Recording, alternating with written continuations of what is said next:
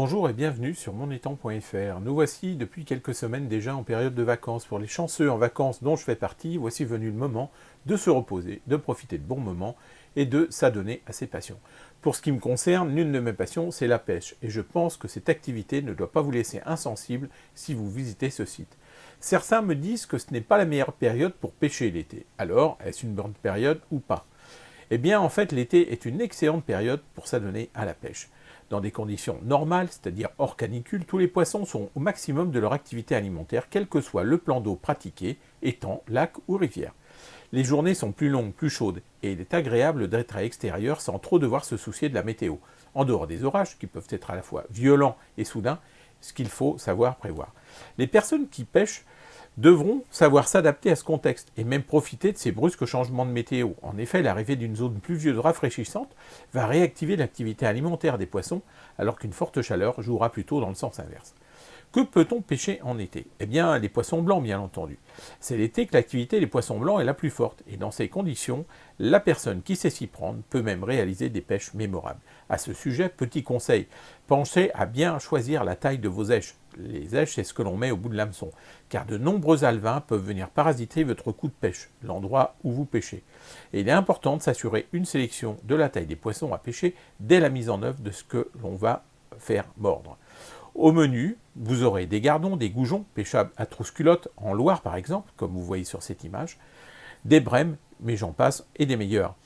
Mais les carnassiers, eux aussi, vous attendent, qu'il s'agisse de perches, de sandres, de brochets, ils sont tous prêts à mordre. Comment s'y prendre ? Choisissez votre coup de pêche.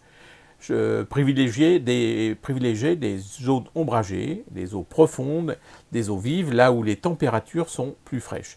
Privilégiez aussi les lieux où les obstacles, comme des roches ou des branches d'arbres, peuvent permettre aux prédateurs de se cacher pour mieux chasser leur proie. À quel moment est-ce qu'on s'y met ? Eh bien, c'est quand on veut. Mais il vaut mieux pêcher plutôt tôt le matin, au lever du soleil, et par exemple, ou plutôt tard le soir.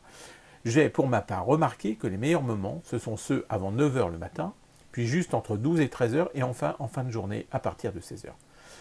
On peut attirer des carnassiers, me demande-t-on souvent. Bah oui, c'est possible bien entendu. Une des techniques consiste à les allécher en attirant leur proie.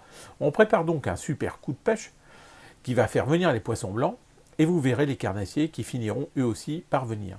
Pour les attraper, vous aurez alors plusieurs solutions.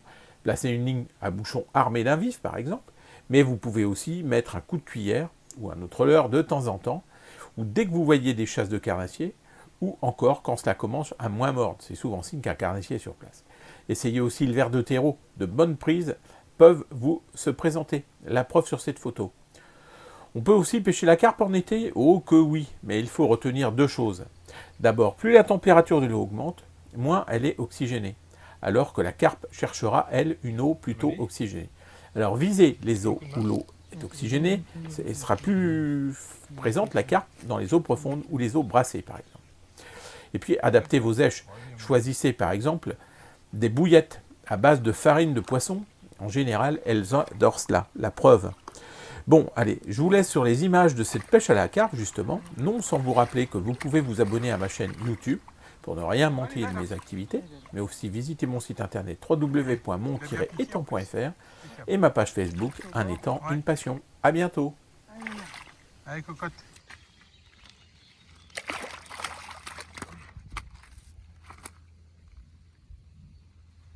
Ah oui.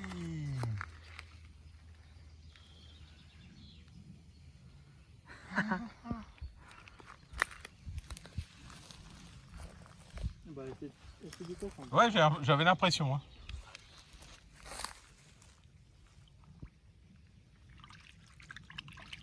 Allez, reparti.